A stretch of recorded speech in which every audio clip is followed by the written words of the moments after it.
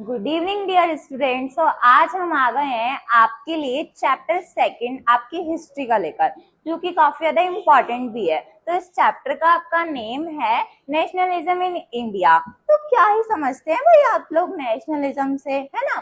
तो इस चैप्टर में हम ये पढ़ेंगे, उसके साथ हम और भी ये पढ़ेंगे इस चैप्टर में कि जो फर्स्ट वर्ल्ड वॉर था भाई उसका क्या इम्पैक्ट पड़ा था आपके इंडिया में। अब ये तो आप जानते ही हो कि जो युद्ध होता है उसका इम्पैक्ट किसी एक देश की अर्थव्यवस्था पे ना पड़कर संपूर्ण विश्व पर पड़ता है, यानी पूरी जो वर्ल्ड की इकोनॉमीज है वो उससे इम्पैक्टेड होती है। केवल एक जहां पर युद्ध हो रहा है और जो जिसके साथ युद्ध कर रहा है वही इम्पैक्टेड नहीं होते। तो सबसे पहले भाई हम देख लेते हैं कि भाई नेशनलिज्म क्या है, राष्ट्रवाद की भावना क्या है। ये राष्ट्रवाद क्या है?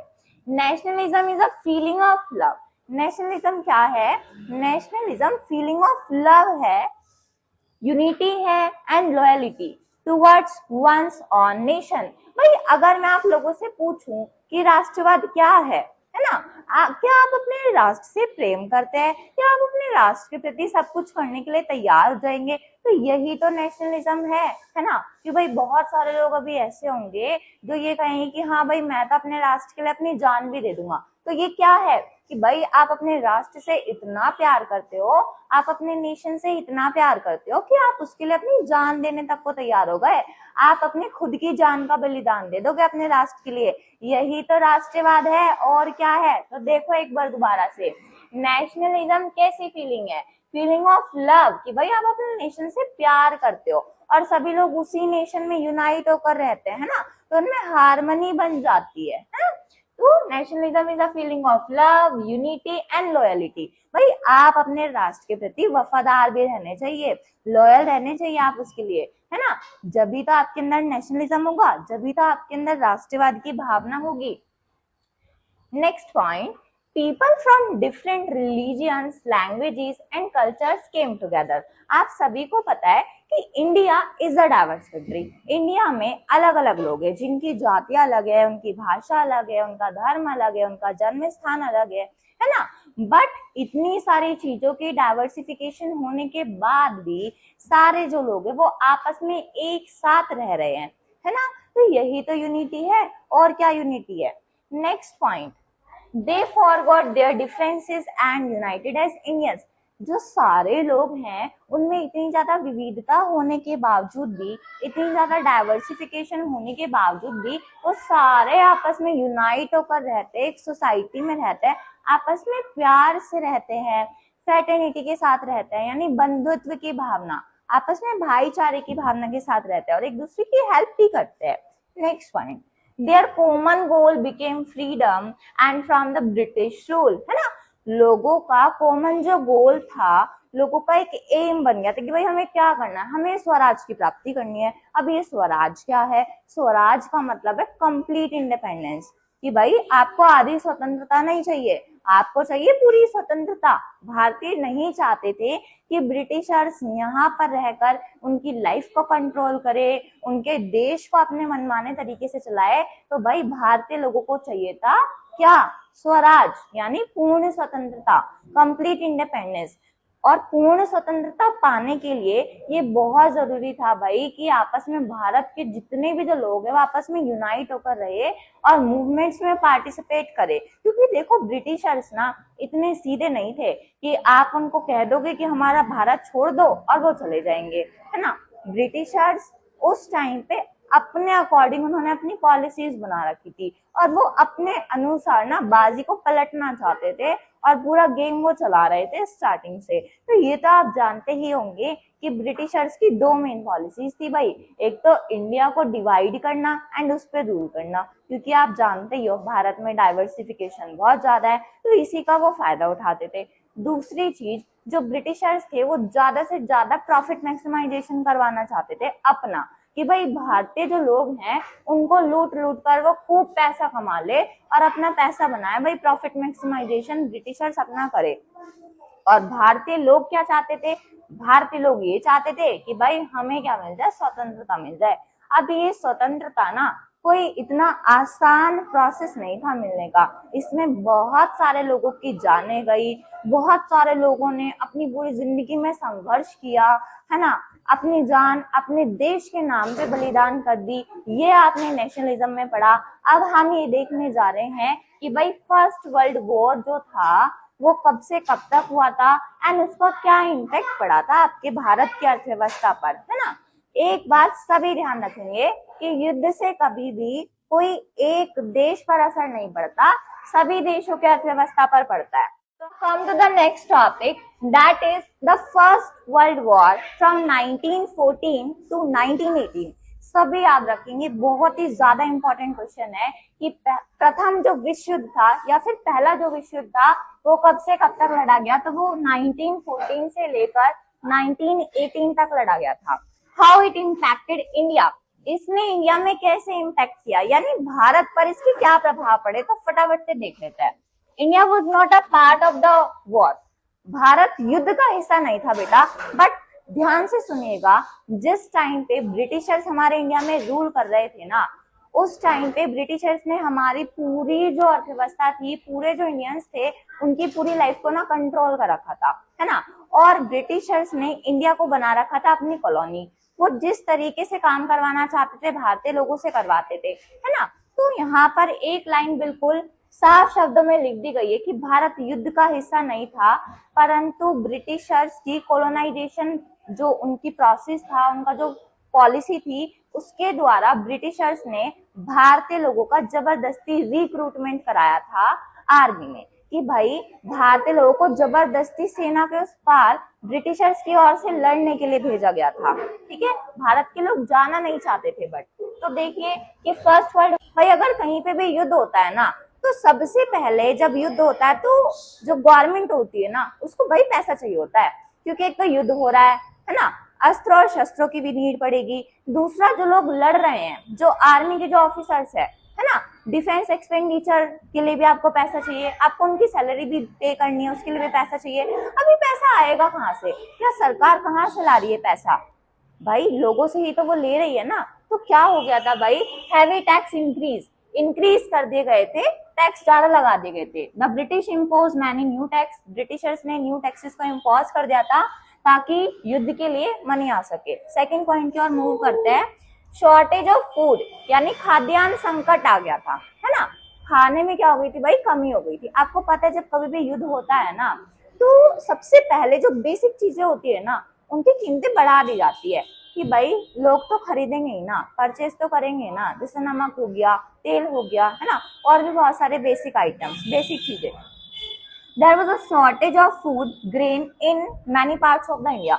भारत के बहुत सारे भाई ऐसे क्षेत्र थे जहां पर खाद्यान्न संकट आ गया था, तो वहां की फसलें खराब हो गई थी, और भाई युद्ध चल रहा था तो फसलें मतलब उपजा भी नहीं पा रहे थे किसान। ठीक है, क्योंकि हर जगह भाई क्या था, लोगों को उनके घरों में बंद कर दिया गया था। अभी आप आगे पढ़ेंगे कि जो किसान खेती कर रहा था उसी को कंट्री साइड से भेज दिया गया था भाई कि तुम भारत की साइड से जाओ और युद्ध में पार्टिसिपेट करो, क्योंकि ब्रिटिशर्स हम लोगों पे क्या कर रहे थे, उस टाइम पे रूल कर रहे थे, तो हम लोगों को ब्रिटिशर्स की बात माननी पड़ी। अब जिन लोगों को ना तो ट्रेनिंग दी गई, है ना, उन्हें किसी भी प्रकार का प्रशिक्षण नहीं दिया गया, और उन्हें सेना भाई उस पार भेज दिया गया, है ना, सरहद पे भेज दिया गया कि भाई युद्ध करो, तो वो लोग तो मरकर ही आए वहां से। अब जो किसान है वो खेती करने के अलावा कुछ जानता नहीं है, और ब्रिटिशर्स ने भाई अपनी साइड से उसको भेज दिया, है ना, सरहद के उस पार युद्ध करने के लिए। तो भारतीय लोगों के साथ बहुत ही बुरा हुआ था।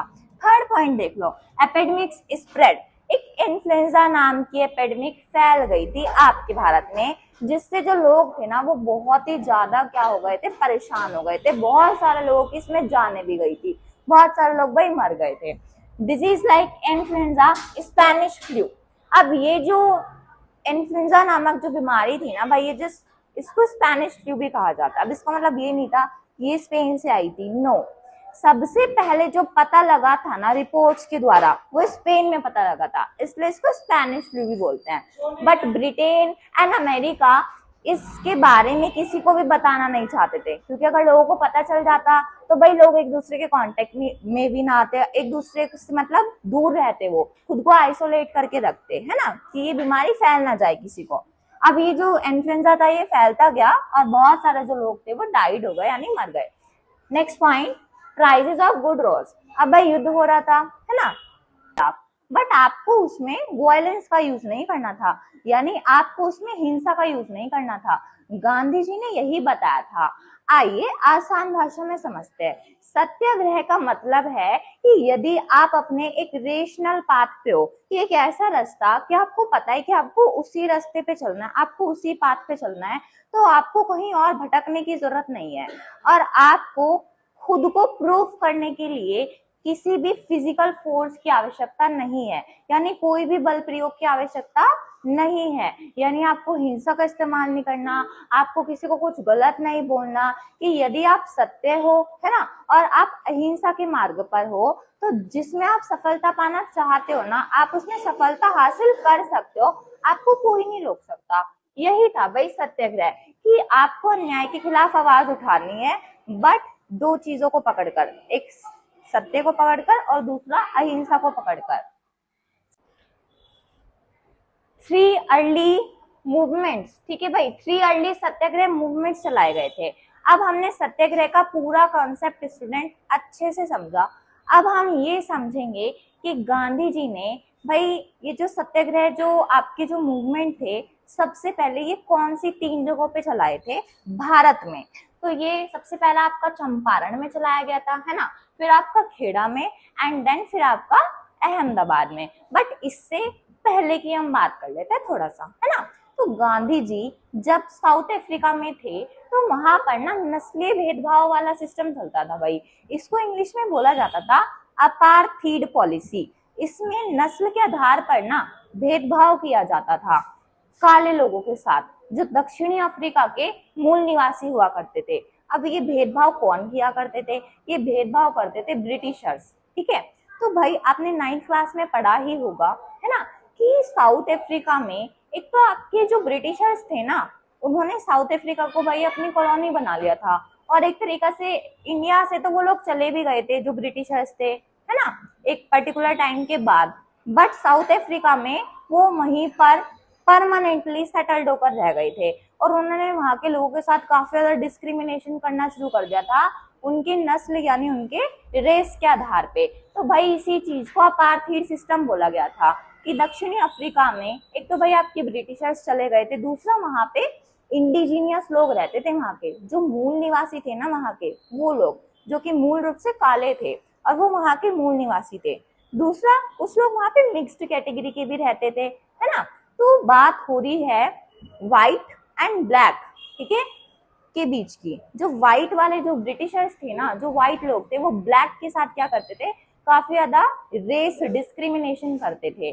तो भाई सबसे पहले जो गांधी जी ने अपने सत्याग्रह का इस्तेमाल किया था ना, वो दक्षिणी अफ्रीका के लोगों को पाठ पढ़ाया था सत्याग्रह का, कि अगर तुम्हें ब्रिटिशर्स का सामना करना है ना और तुम्हें ये प्रणाली हटानी है नस्लीय भेदभाव की है ना, तो तुम्हें क्या करना पड़ेगा, तुम्हें सत्याग्रह का मार्ग अपनाना पड़ेगा। तो उसके बाद जब गांधी जी 1915 में बैक अपने भारत आते हैं तो वो देखते हैं कि भाई मैंने साउथ अफ्रीका में तो लोगों को ये पाठ पढ़ा दिया, बट सबसे ज्यादा इम्पोर्टेंट तो इंडिया के लिए भी है ना, क्योंकि भारत तो मेरा खुद का देश है, तो मैं अपने देश के लिए क्यों ना कुछ करूं। तो वो लोगों को सपोर्ट करते हैं, उनको एनकरेज करते हैं और उन्हें भी यहाँ पे सत्याग्रह का पाठ पढ़ाते हैं। तो ये थी आपकी छोटी सी स्टोरी। तो आइए अब हम देखते हैं चंपारण सत्याग्रह। चंपारण सत्याग्रह कब हुआ था, 1 नंबर का क्वेश्चन है, ये आपका मैप में भी आता है। तो ये हुआ था भाई 1917 में, याद रखेंगे। दूसरा क्वेश्चन आपका बनता है कि चंपारण कहाँ है, भाई मैप में भरिए, तो ये है बिहार के एक डिस्ट्रिक्ट में। अब प्रॉब्लम क्या थी, क्यों हुआ था भाई सत्याग्रह, देखिए British Indigo planters forced farmers, जो ब्रिटिश इंडिगो प्लांटर्स जो थे ना, उन्होंने फार्मर्स को फोर्स किया था कि वो किसकी खेती करे भाई, नील की खेती करे। किसानों से क्या करवाते थे वो लोग, नील की खेती कराते थे, बट किसानों ने मना कर दिया था। भाई देखो नील की खेती करने से ना किसानों की जो फसल थी ना उसकी उपजाऊ जो मतलब जो मिट्टी होती थी ना उसका उपजाऊपन कम हो जाया करता था, ठीक है। और दूसरी चीज ये थी कि भाई जो नील की खेती थी ना वो एक कमर्शियल क्रॉप थी है ना, वो एक व्यावसायिक कृषि थी, उससे किसानों के खाद्यान्न नहीं बढ़ रहे थे है ना, उससे किसानों से भाई शॉर्टेज ऑफ फूड हो रही थी जब वो नील की खेती कर रहे थे, ठीक है। तो इसी वजह से किसान चाहते नहीं थे कि वो नील की खेती करे। अब भाई देखो, एक छोटा सा कंसेप्ट है, नील की खेती एक कमर्शियल क्रॉप थी जो कि भारतीय किसान उगाते थे, और ब्रिटिशर्स को जब वो देते थे तो वो ब्रिटिशर्स के पास जब नील की खेती वो उनसे लेते थे ना भाई, नील को जब वो उनसे लिया करते थे तो ब्रिटिशर्स को प्रॉफिट होता था, ना कि भारतीय किसानों को होता था। तो भारतीय किसानों ने भाई मांग करी कि या तो हम नील की खेती नहीं करेंगे। बाद में इसकी वजह से विद्रोह भी हुआ था, नील विद्रोह के नाम से, जिसको हम जानते हैं, है ना।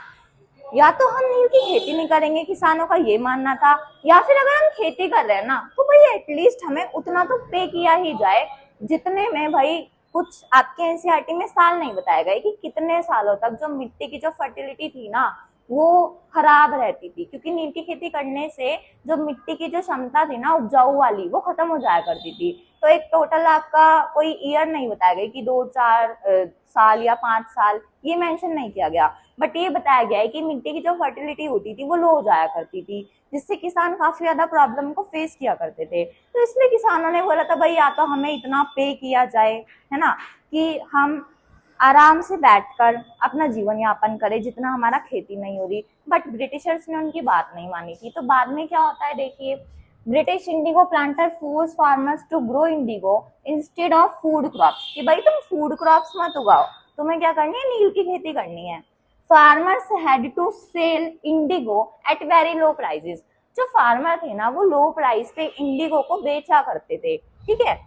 एंड सफर्ड हैवी लॉसेस, ठीक है, और काफी ज्यादा लॉस को वो फेस करते थे, क्योंकि फार्मर से तो लो रेट्स पे वो इंडिगो को ले लिया करते थे ब्रिटिशर्स, और आगे जाकर उसको हायर प्राइसेस पे सेल कर दिया करते थे। टोटली जो प्रॉफिट मैक्सिमाइजेशन हो रहा था वो ब्रिटिशर्स का हो रहा था, क्योंकि इंडिगो एक कमर्शियल क्रॉप थी। अब इस पे गांधी जी क्या एक्शन लेते हैं, वो फार्मर्स से मिलते हैं, उनकी प्रॉब्लम्स का इन्वेस्टिगेशन करते हैं, पूछताछ करते हैं, ठीक है। और उसके बाद वो स्टार्ट करते हैं एक पीसफुल प्रोटेस्ट, कि हमें शांतिपूर्ण तरीके से प्रदर्शन करना है, किसके खिलाफ, ब्रिटिशर्स के खिलाफ, ठीक है। क्योंकि वो क्या थे, असहमत थे, वो नील की खेती करना नहीं चाहते थे। तो गांधी जी ने यही बोला था कि भाई हमें क्या करना है, पीसफुल प्रोटेस्ट करना है। इसका रिजल्ट अच्छा आता है। रिजल्ट क्या होता है, the result accepted many of the farmers demand, ठीक है।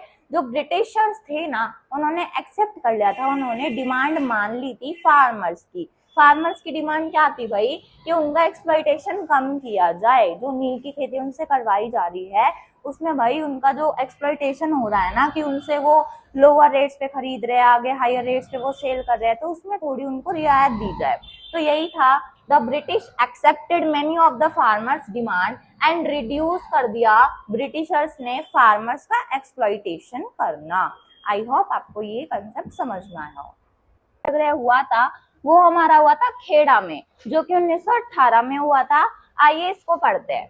खेड़ा सत्याग्रह 1918। तो पहले तो एक नंबर का क्वेश्चन बन जाता है कि सत्याग्रह जो खेड़ा में हुआ था वो कौन से सन में हुआ था, तो ये 1918 में हुआ था। और दूसरा क्वेश्चन आपका ये बनता है कि भाई जो खेड़ा है वो कहाँ पर है, तो ये गुजरात में है। आप सभी इसको याद रखेंगे, ये मैप में भी क्वेश्चन आ सकता है। अब प्रॉब्लम क्या थी, ये सत्याग्रह क्यों किया गया था, इसके पीछे मेन रीजन क्या था, ठीक है। तो देखो वो क्या था, due to crop failure farmers had almost no harvest.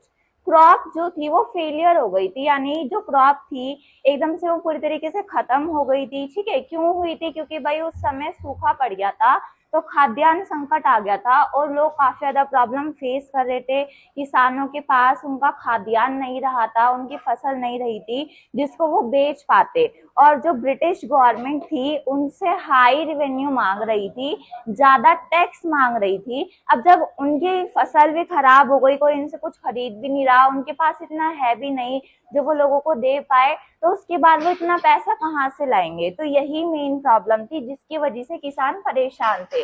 Due to crop failure farmers had almost no harvest, even then the British demanded full and tax, ठीक है। इसी के कारण जो ब्रिटिशर्स थे भाई उन्हें ये भी नहीं दिखा कि किसान प्रॉब्लम फेस कर रहे हैं, और उन्होंने ज्यादा टैक्स मांगने शुरू कर दिए। यही मेन प्रॉब्लम थी। तो गांधी जी ने इस पर क्या एक्शन लिया, फर्स्ट ही एडवाइस फार्मर, गांधी जी ने फार्मर्स को एडवाइस करी स्टे यूनाइटेड, कि आप सभी एक साथ मिलकर रहो, यूनाइट होकर रहो। दूसरा डू नॉट पे टैक्स, आप क्या पे नहीं करो, आप टैक्स को पे मत करो।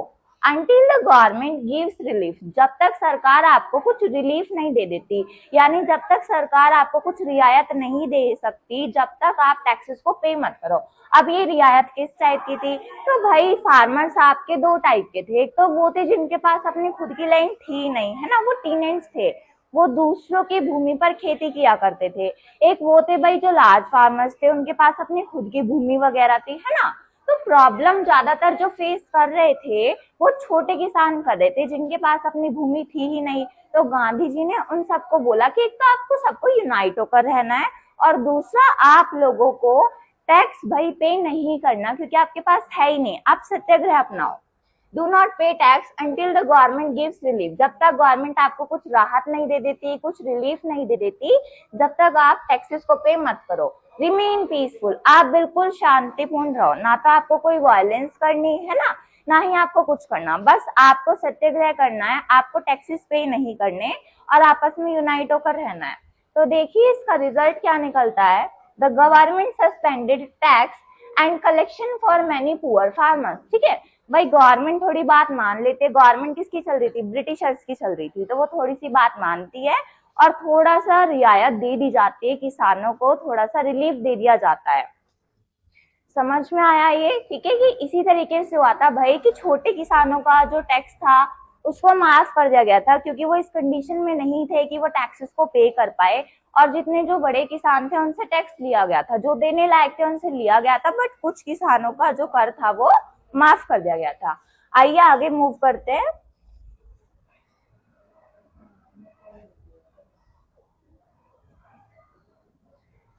अब हम बात करने जा रहे हैं अहमदाबाद सत्याग्रह। तो यहाँ से भी एक क्वेश्चन आपका इंपॉर्टेंट बन जाता है भाई कि अहमदाबाद में जो सत्याग्रह था वो किस सन में हुआ था, तो ये भी 1918 में आपका हुआ था। ठीक है, यानी किस जगह पर हुआ था, तो ये अहमदाबाद है आपके गुजरात में, आप इसको याद रखेंगे। यहाँ से भी एक नंबर का क्वेश्चन मैथ में बनता है। अब ये हुआ क्यों था, इसकी प्रॉब्लम क्या थी भाई, चलो प्रॉब्लम देख लेते हैं। Mill workers wanted higher wages because prices had increased, but mill owners refused. अब भाई बड़ी बड़ी जो मिल्स थी, बड़ी बड़ी जो फैक्ट्रीज थी, वहां पर काम हो रहा था, कपड़े वगैरह बनाने का काम हो रहा था।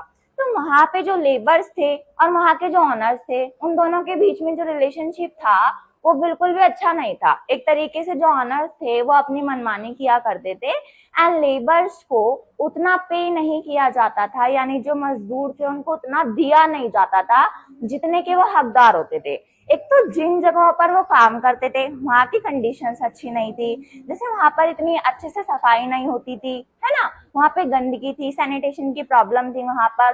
दूसरा भाई ये जो लोग थे इनको फैसिलिटीज भी बहुत कम उपलब्ध कराई गई थी, अगर इनको अवकाश चाहिए, इनको हॉलीडे चाहिए, है ना, तो वो भी नहीं मिलता था। दूसरा ये ओवर टाइम भी कर दिया करते थे भाई, काम ये बहुत ज्यादा इनसे लिया करते थे, बट जो इनका वेतन था ना, जो इनको वेजेस मिला करती थी वो बहुत ही ज्यादा कम मिलती थी। तो मेनली किसानों की जो मिल वर्कर्स थे उनकी प्रॉब्लम यही थी भाई कि जो वेजेस थी ना वो काफी ज्यादा उनके क्या दे रहे थे भाई, लो वेजेस दे रहे थे उनको। तो उन्होंने डिमांड करी थी कि भाई हमें एटलीस्ट उतना तो पे किया जाए ना जितने के हम हकदार है ना। तो यही प्रॉब्लम थी, मिल वर्कर्स को क्या चाहिए था, हायर वेजेस चाहिए था, ज्यादा वेतन चाहिए था, बिकॉज क्योंकि उस समय क्या हो चुका था भाई, प्राइजेस जो थे ना हर एक चीज के वो बढ़ते जा रहे थे। ठीक है, इसलिए मिल वर्कर्स ने भी डिमांड करी हायर वेजेस की, बट जो उनके ऑनर्स थे उन्होंने उनको क्या कर दिया, रिफ्यूज कर दिया कि नहीं तुम्हारा वेतन नहीं बढ़ेगा, यानी तुम्हारी जो सैलरी है वो नहीं बढ़ेगी। अब इस पे गांधी जी ने क्या एक्शन लिया देखिए, supported the workers, Gandhi ji ने सबसे पहले वर्कर्स को सपोर्ट किया। ठीक है, यानी जो आपके मजदूर थे भाई उनको गांधी जी ने समर्थन किया। दूसरा, organised a peaceful strike, Gandhi ji ने मजदूरों को सपोर्ट किया, उनको एनकरेज किया और एक हड़ताल ऑर्गेनाइज की आपस में। ठीक है, पीसफुल स्ट्राइक, इसमें वायलेंस का यूज नहीं किया गया था। वेंट ऑन अ फास्ट, ठीक है, to encourage both sides to reach a fair agreement, ताकि भाई ऑनर्स और जो मजदूर है उनके बीच में जो डील हो नहीं पा रही थी ना वेजेस को लेकर वो हो जाए। तो गांधी जी ने क्या किया भाई, वेंट ऑन अ फास्ट, एक तरीके से जैसे गांधी जी भूख हड़ताल पे नहीं बैठ जाया करते थे उस तरीके से गांधी जी ने किया, वो फास्ट पर चले गए कि भाई मैं कुछ खाऊंगा नहीं, मैं कुछ पीऊंगा नहीं। इस तरीके से उन्होंने हड़ताल करनी शुरू करी जब तक मजदूरों को उनका हक का नहीं दिया जाएगा, या जब तक मजदूरों की जो वेजेस है वो थोड़ी हाई नहीं कर दी जाएगी। ठीक है, तो ये आपका था अहमदाबाद मिल वर्कर्स का सत्याग्रह। अब इसका रिजल्ट क्या होता है? Workers receive the ways increase after negotiations. जब बहुत सारी बातचीत होती है, आपस में संचार होता है, उसके बाद क्या होता है कि जो वर्कर्स होते हैं उनको थोड़ा सा हाई पे कर दिया जाता है। तो ये आपका अहमदाबाद सत्याग्रह था। Students now come to the next point, that is Gandhi's idea of satyagraha. Gandhi ji का क्या आइडिया था भाई सत्याग्रह को लेकर, है ना? गांधी जी ने लोगों को क्या पाठ पढ़ाया, गांधी जी ने लोगों को क्या कन्वे किया, वो देखेंगे हम। तो ट्रुथ यानी सत्य इज द ग्रेटेस्ट पावर। भाई गांधी जी के अकॉर्डिंग ना जो सत्य था ना, जो ट्रुथ था भैया, उसमें ही सारी पावर है ना? मम्मी बोलती हैं हमेशा कि हमेशा सच बोलो, क्योंकि एक झूठ बोलने के लिए ना भाई तुम्हें 100 झूठ बोलने पड़ते हैं। और ये कोई छोटी मोटी कहावत नहीं है, ये सच्चाई है। कभी एक झूठ बोल के देखना, तुम्हें 100 झूठ बोलने पड़ेंगे, झूठ में से झूठ निकलता जाएगा निकलता जाएगा। इससे अच्छा है एक ही सच बोल दो, है ना? तो गांधी जी भी भाई यही बताते थे कि truth is the greatest power. ठीक है, कि भाई जो सत्य है ना, सबसे बड़ी शक्ति ना तुम्हारी वही है भाई।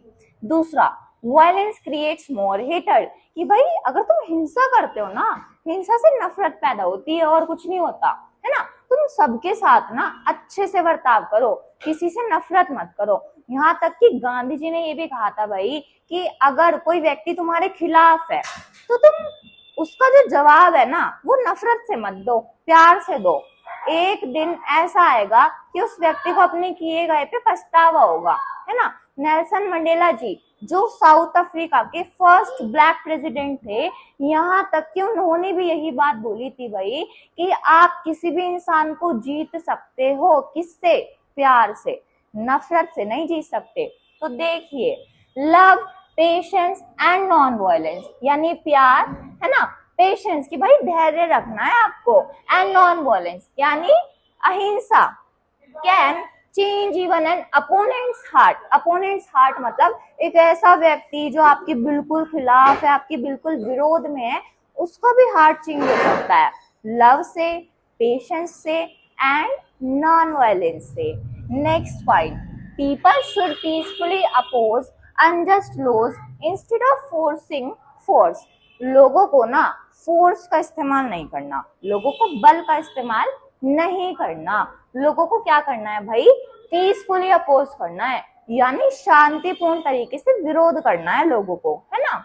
Next point, a satyagrahi is ready to suffer punishment. Gandhi ji ने ये लाइन बोली थी, बहुत ज्यादा इंपॉर्टेंट है। देखिए, जो एक सत्याग्रही होगा ना भाई, है ना, वो हमेशा रेडी रहेगा सफर करने के लिए कि भाई उसे पनिशमेंट दे दो, उसे कोई फर्क नहीं पड़ेगा, यहाँ तक कि वो जेल भी जाने को तैयार हो जाएगा। इतनी सारी चीजें उस बंदे के साथ हो रही है, बट फिर भी ना वो गुस्से में आकर ना कभी भी वायलेंस का यूज नहीं करेगा। ये चीज बोली थी गांधी जी ने। देखिए, a satyagrahi is ready to suffer punishment, go to jail, but never uses violence. But वो व्यक्ति कभी भी किसका यूज नहीं करेगा? वायलेंस का यूज नहीं करेगा। समझ में आया बच्चों? ठीक है, तो ये आपका कंसेप्ट था गांधी जी का, जो आइडिया था सत्याग्रह का, आपको ये सारी चीजें कन्वे करता है। आइए हम लोग आगे मूव करते हैं।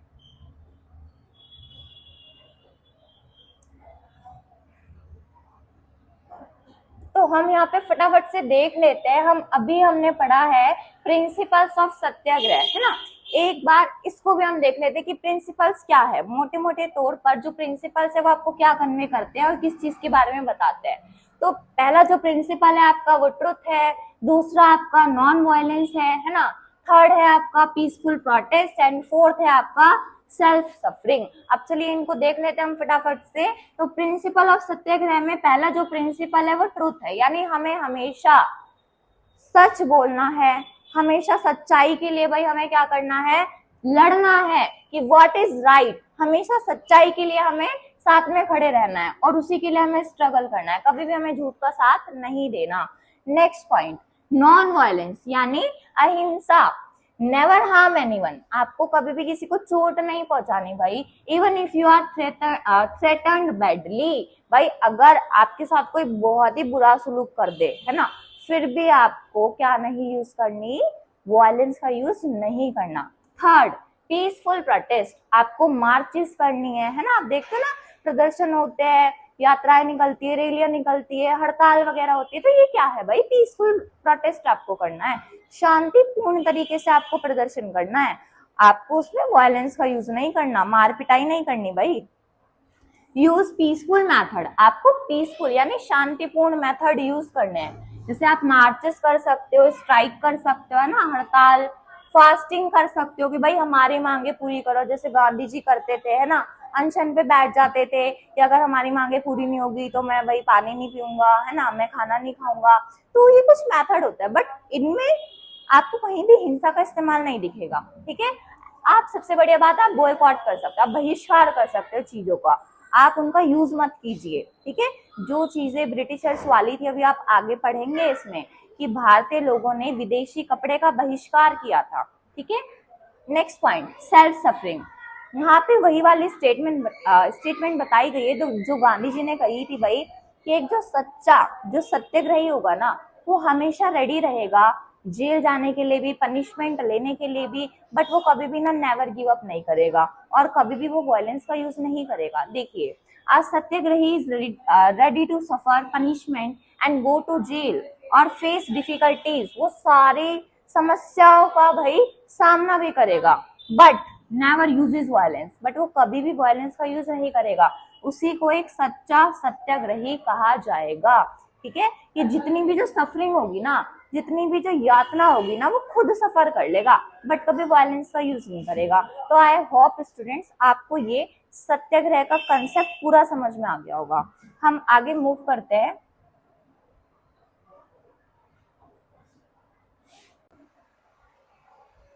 Now come to the next topic, that is Rowlatt act, जो कि भाई आपका इम्प्लीमेंटेड हुआ था 1919 में। अब ये रॉलेट एक्ट क्या था, क्या किसी को पता है ये एक्ट क्या था?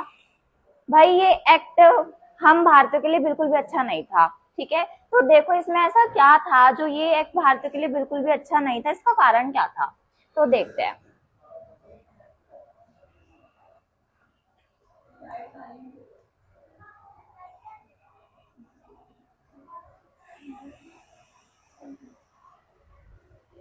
What was the Rowlatt Act? Rowlatt Act क्या था? The Rowlatt Act was passed by the British government. सबसे पहली बात तो ये एक नंबर का क्वेश्चन है कि भाई जो रॉलेट एक्ट था ये किसके द्वारा पारित किया गया था, किसके द्वारा ये लॉन्च किया गया था? तो ये पारित किया गया था, ये पास किया गया था ब्रिटिश गवर्नमेंट के द्वारा, यानी ब्रिटिश सरकार के द्वारा ये एक्ट जो था ये पास किया गया था। कब किया गया था ये भी काफी ज्यादा इम्पोर्टेंट है, मार्च 1919 में ये एक्ट पास किया गया था। दूसरा, it was based on the recommendation of the sedition committee. किस कमेटी ने रिकमेंड किया था भाई ये एक्ट? सिडिशन कमेटी ने रिकमेंड किया था, जिसके जो हेड थे वो कौन थे? जस्टिस सिडनी रॉलेट, ठीक है। कि भाई दोबारा से समझ लो इस पॉइंट को, it was based on the recommendation. बोलते हैं ना कि ये जो अगर हम नॉर्मली क्वेश्चन की बात करें, हमने कोई भी कमेटी बना ली है ना, तो ये कमेटी की अध्यक्षता किसने करी, या फिर ये जो कमेटी थी ये किसकी सिफारिशों पर लाई गई थी, तो किसका हाथ था इसके पीछे, है ना? रिकमेंडेशन की। ये रिकमेंड किसने किया था भाई? रॉलेट एक्ट, तो वो रिकमेंड किया था सिडिशन कमेटी ने, ठीक है। सिडिशन समिति ने, हेडेड बाय, जिसके जो हेड थे वो कौन थे? जस्टिस सिडनी रॉलेट, याद रखेंगे इसको सभी। नेक्स्ट जो पॉइंट है वो है the act allow the government to. अब भाई ये जो एक्ट था, है ना, मैंने अभी बताया स्टार्ट करने से पहले, ये जो एक्ट था ये अच्छा नहीं था भारत के लिए। क्यों अच्छा नहीं था? क्योंकि ये एक्ट हमारा एक्सप्लॉइटेशन कर रहा था, ये एक्ट हमारा शोषण कर रहा था, हमारे अधिकारों को दबा रहा था। ये एक्ट क्यों दबा रहा था, कैसे दबा रहा था, वो हम पढ़ेंगे इसमें। The act this act and the government to, ये जो एक्ट था ये क्या अलाउ करता था कि भाई सरकार क्या कर सकती है? सरकार कौन सी सरकार? ब्रिटिश गवर्नमेंट, ठीक है। Arrest any person without a warrant, बिना किसी वारंट के किसी भी पर्सन को, जो सरकार थी यानी जो ब्रिटिशर्स थे, वो अरेस्ट कर सकते थे।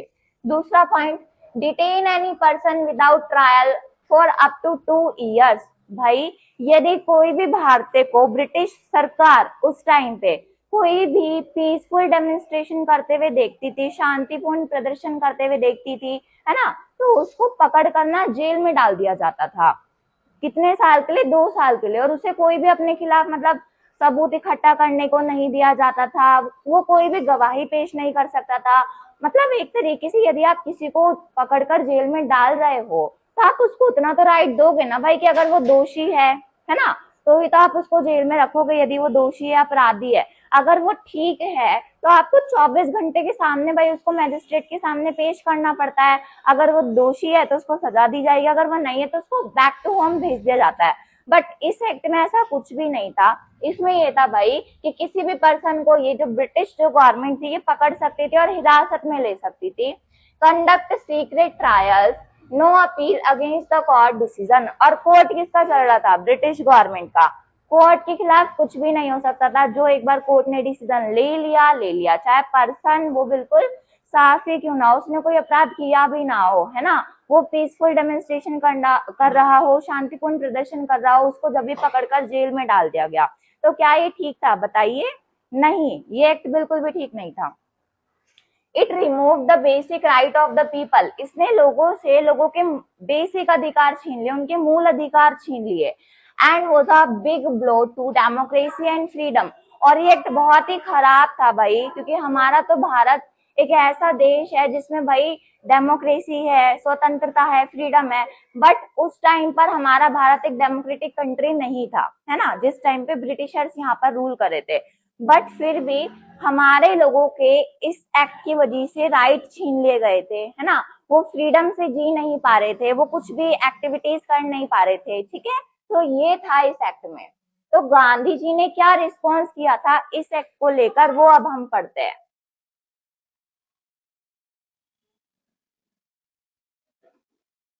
गांधी रिस्पॉन्स, गांधी जी ने क्या रिस्पॉन्स किया था सत्याग्रह को लेकर?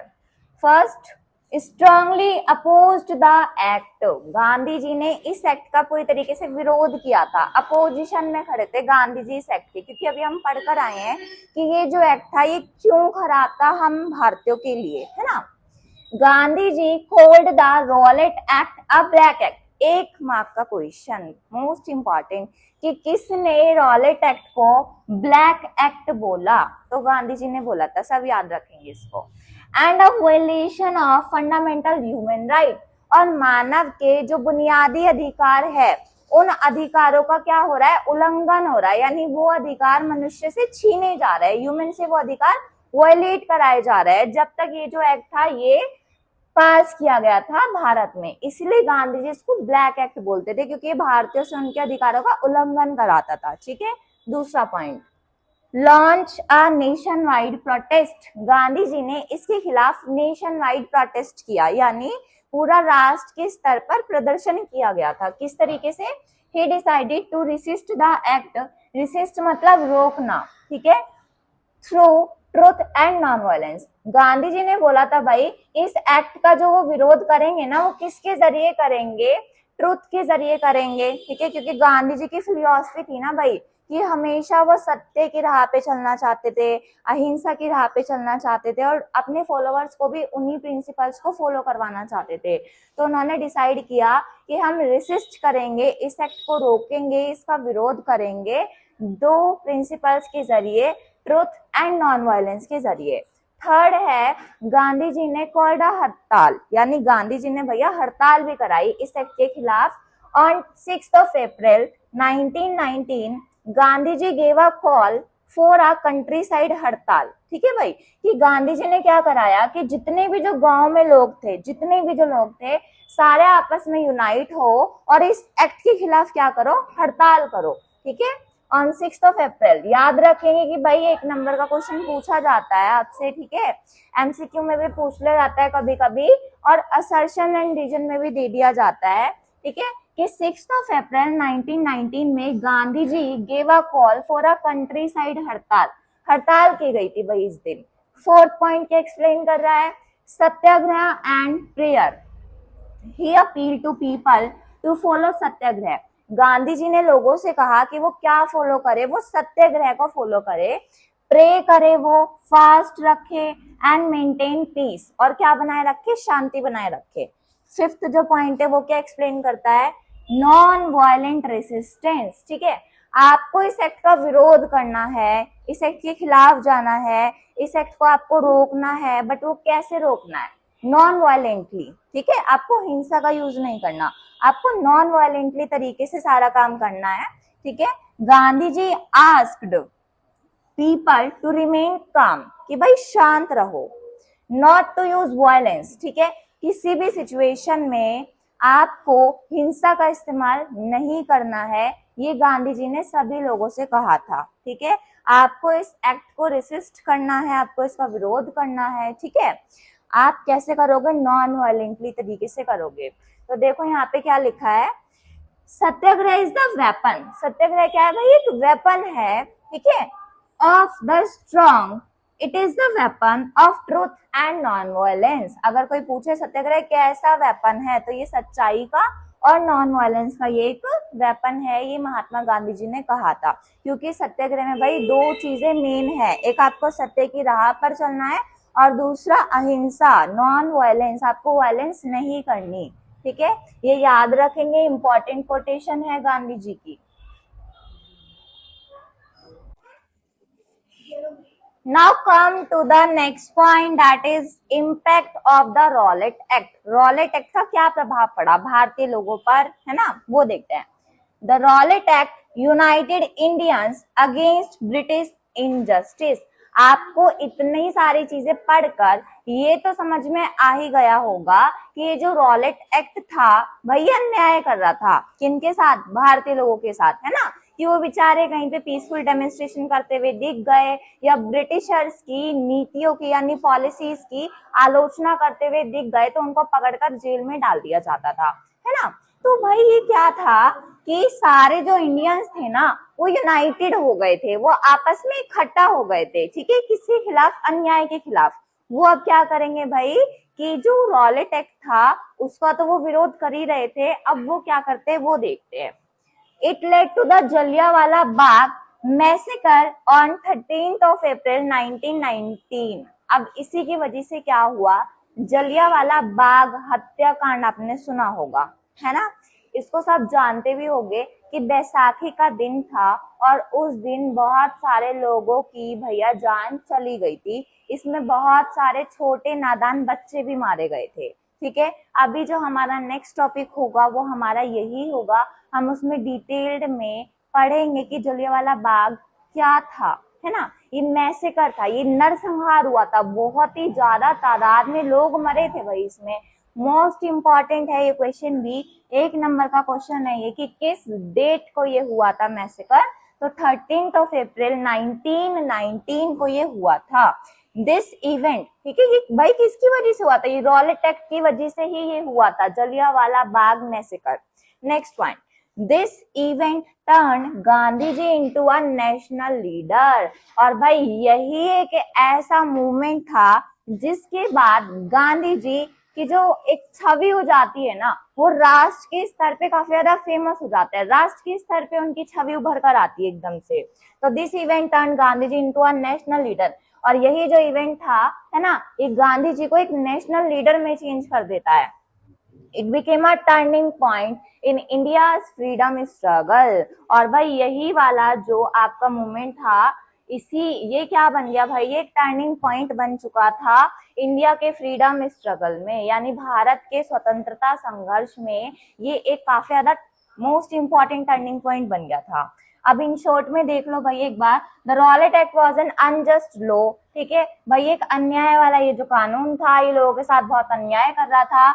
इसने भाई ब्रिटिशर्स को बहुत ही ज्यादा पावर दे दी थी। क्या पावर दे दी थी, कि ब्रिटिशर्स इंडियन पीपल को दबाए जा रहे थे। ठीक है, तो the Rowlatt act was an unjust law that give huge powers, यानी काफी ज्यादा पावर दे दी गई थी किसको, ब्रिटिशर्स को, to the British to suppress, ताकि वो क्या कर पाए भाई, दबाव बना पाए किस पर, इंडियंस पर। याद रखेंगे इसको, इंपॉर्टेंट है।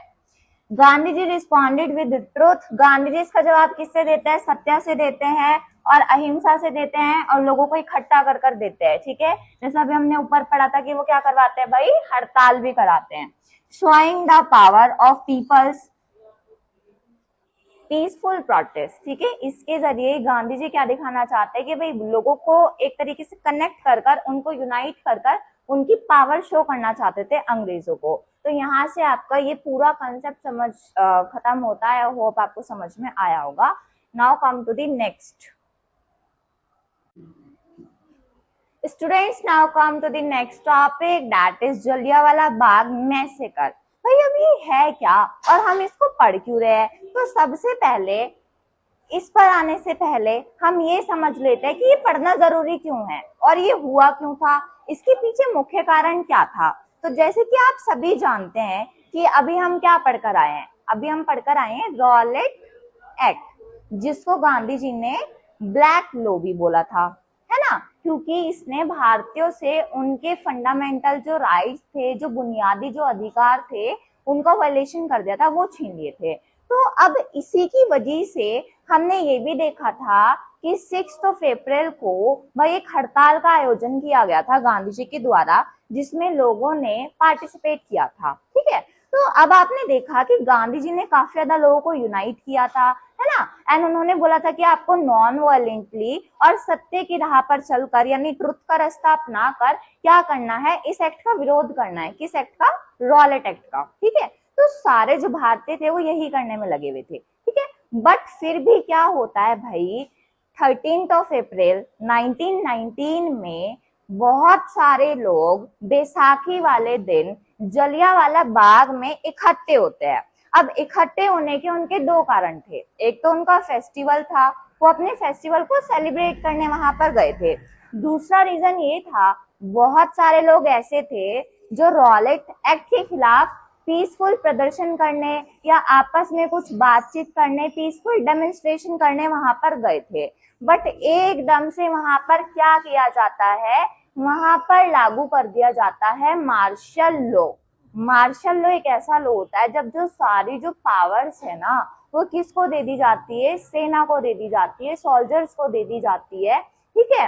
और सारा जो कमांड होता है वो उन्हीं के हाथों में चली जाती है, फिर वही देखते हैं पूरे राज्य को, यानी पूरा जो स्टेट होता है वही उन्हीं की चलती है उस पर। तो यहाँ पे भी कुछ ऐसा ही हुआ था, जिसमें बहुत सारे जो लोग थे वो मारे गए थे, जिनका कोई कसूर भी नहीं था वो भी मारे गए थे। तो देखो रीजन क्या था भाई, सबसे पहले हमें ये देखना है 13 अप्रैल 1919 अ dark day in India's freedom struggle. देखो आपको इसके पिक्चर से भी लग रहा होगा, है ना, खून खराबा सा दिख रहा है ना पूरा।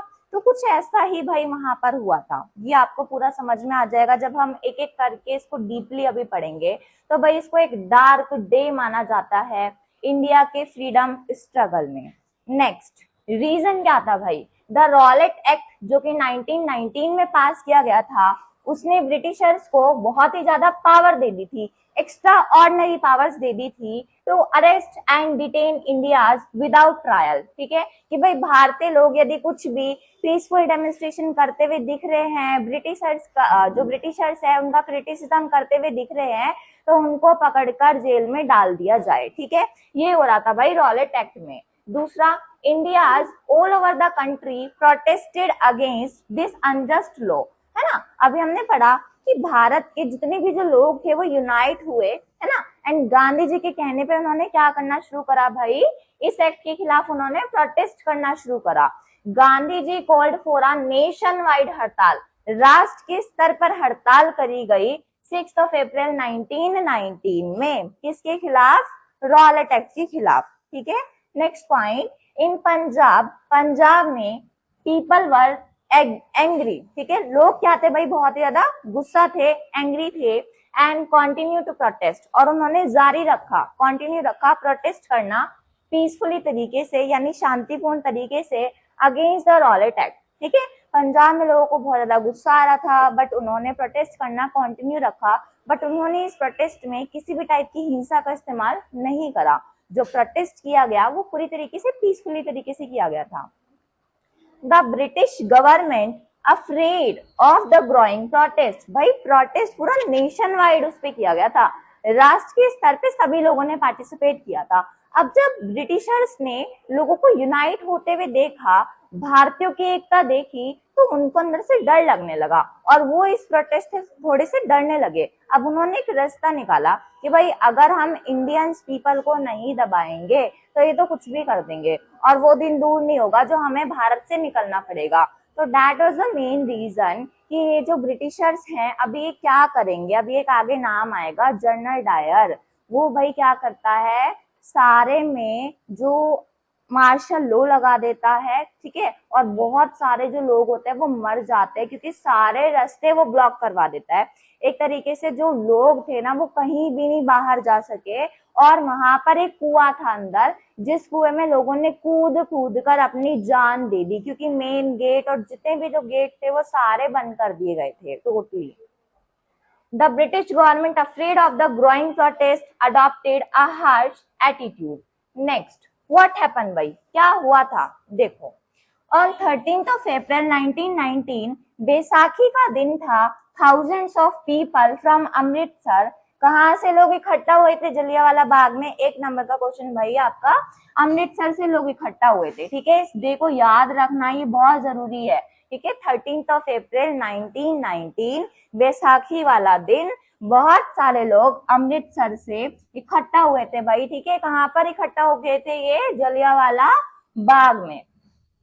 They had assembled peacefully to protest against the Rowlatt Act. वो इकट्ठा क्यों हुए थे भाई? पीसफुली प्रोटेस्ट करने के लिए। किसके खिलाफ? रॉलेट एक्ट के खिलाफ।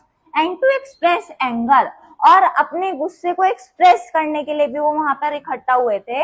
ओवर द अरेस्ट ऑफ, क्यों? क्योंकि लोगों के जो दो मेन लीडर्स थे ना पंजाब के, उनको अरेस्ट कर लिया गया था। देखो, to protest against the Rowlatt Act and to express anger over the arrest of their leaders, Dr. Saifuddin Kichlu and Dr. Satyapal। कौन से लोगों के दो प्रोमिनेंट लीडर्स को अरेस्ट कर लिया गया था? एक आपके doctor Saifuddin Kitchlew and doctor Satyapal. तो बहुत सारे लोग अब भाई विरोध कर रहे थे किसका? रॉलेट एक्ट का।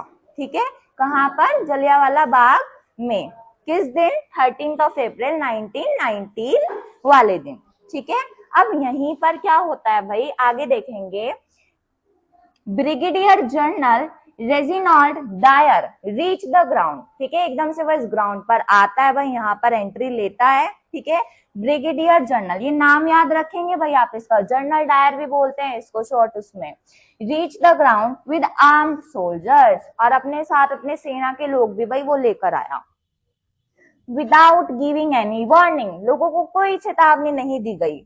ही ordered his soldiers to fire, और उसने आदेश दे दिया, उसने ऑर्डर दे दिया अपने सेना को, किस लिए? फायर कर दो, सबको उड़ा दो। On the unarmoured and peaceful crowd, कि भाई जो लोग शांतिपूर्ण तरीके से प्रदर्शन कर रहे थे, है ना, उनकी सारी जो क्राउड है, पूरी जो भीड़ है, उसको खत्म कर दिया जाए, उनपे फायरिंग कर दी जाए। नाम याद रखेंगे भाई, जनरल डायर, बहुत इंपॉर्टेंट नाम है। The firing continue for about 10 minutes, और 10 मिनट तक गोलियां चलती ही रही। As the only exit was blocked, और जो पूरी जो एग्जिट था भाई उसको ब्लॉक कर दिया गया, यानी बाहर निकलने का रास्ता पूरी तरीके से ब्लॉक्ड था। पीपल कुड नॉट एस्केप, मतलब बचना, लोग बच नहीं पाए। ठीक है, हंड्रेड्स ऑफ इनोसेंट पीपल, बहुत ही ज्यादा जो मासूम जो लोग थे भाई वो मारे गए। And many more than thousands were injured, और हजारों से ज्यादा घायल हो गए। तो ये थी भाई एक दुखद घटना आपकी, जिसको जलियांवाला बाग हत्याकांड या फिर जलियांवाला बाग मैसेकर भी कहा जाता है। नरसंहार, बहुत ही ज्यादा भाई लोग मरे थे और उससे भी ज्यादा लोग घायल हो गए थे। तो ये एक ब्लैक डे माना जाता है आपके इंडिया के फ्रीडम स्ट्रगल में। डार्क डे इसको कंसिडर किया जाता है, सभी याद रखेंगे, बहुत ज्यादा इंपॉर्टेंट क्वेश्चन है। 3 नंबर के भी क्वेश्चन यहाँ से बन सकता है और 1 नंबर का भी बन सकता है। आई होप आपको ये समझ में आया होगा।